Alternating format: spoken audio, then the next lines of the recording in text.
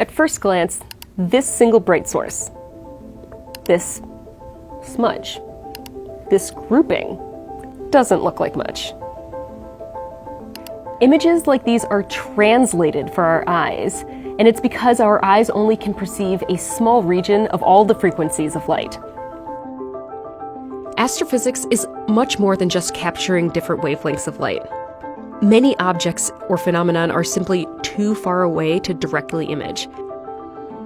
A lot of data comes from pixel-sized point sources, and those points provide astrophysicists with a powerful window into what makes up the universe.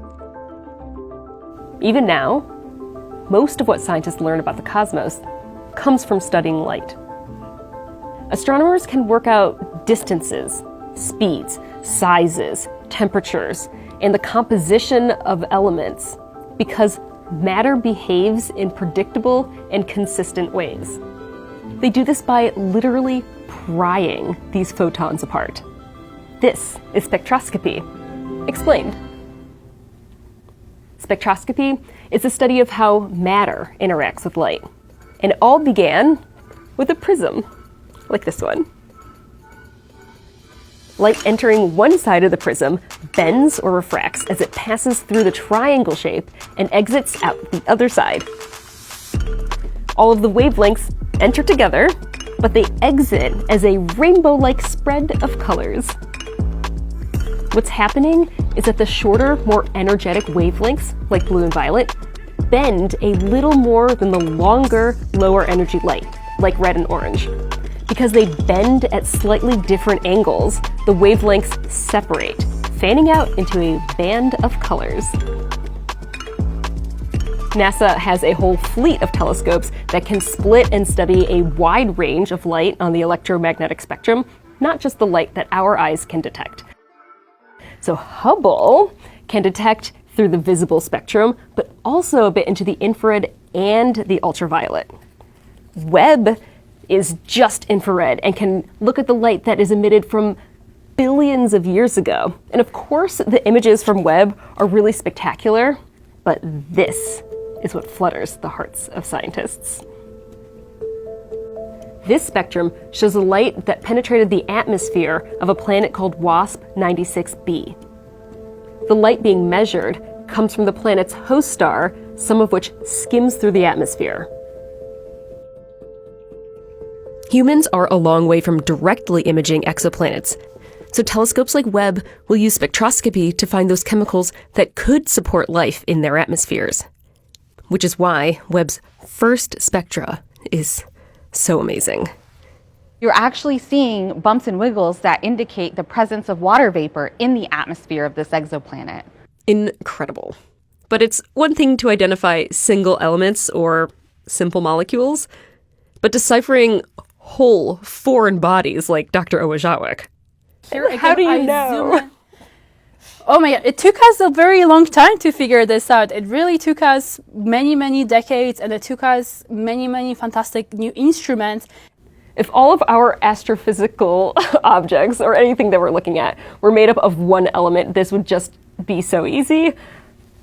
But we don't. So we have to do experiments on Earth like this to prove what we're looking at looks like what we are thinking we're looking at. So in here is argon. If we turn it on here, it glows this really pretty purple. And then if we look at it with a spectroscope, it shows us a very specific fingerprint to argon. These are called spectral tubes. My bounty of tubes. They contain the gas of one element, and the box runs a voltage through the tube. When I turn on the switch, the charged gas turns to plasma and emits a color that is unique to that one element. It also makes unique lines when you look through the spectroscope. And this one is helium. This same process happens in a star or a hot region of gas. So we use tubes like this to verify what we see in space. If you do a quick search for spectroscopy data, there are numerous ways that the data can appear. Those variations are based on the source of the cosmic light. There are 3 types of spectra that we can use: continuous, emission, and absorption. Light from a hot, dense source, like the sun, produces a continuous spectrum. When that light passes through cooler gases on its way to us, the gases take away or absorb some of that energy. Dark lines appear where specific colors are missing. And when thin gases glow themselves, we see only their characteristic colors, kind of like a cosmic barcode.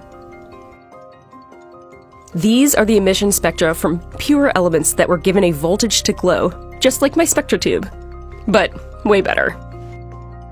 Like all data, there is an art to analyzing spectra. Scientists like Dr. Owajawak use computers to calculate and tease out clear signals, comparing them then to models that are already known.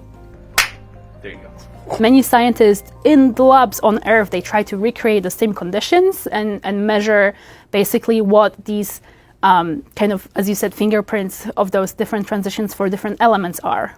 Okay, so we're always comparing to sort of the fingerprint of what we have, and Yes. then if it has deviated from that, that is the new information from what we're looking at. Correct. For Anna, spectra unveil the structures of black holes, the swirling winds that surround them, and those big jets of particles that come out of them. When you look at a black hole, Yes. this is what you see. Yes. Where's the accretion disk? Where are the Yeah. winds? So all of this is mostly accretion disk at this level. It's just different parts of it.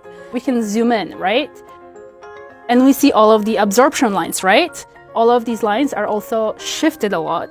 So they come from this wind that we saw in the first picture. So that's how we know that there is winds blowing around black holes.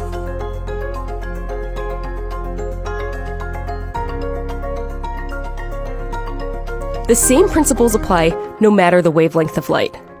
But each wavelength of light tells us a little something different about each character we find in the universe. It's pretty wild how different the universe looks to our eyes and how it presents to our telescopes. And that's precisely why we need to observe in different wavelengths of light. Modern astronomy is built upon spectroscopy. So with every stream of light we gather, we further understand what the universe is made of. All we need to do is pry open its contents.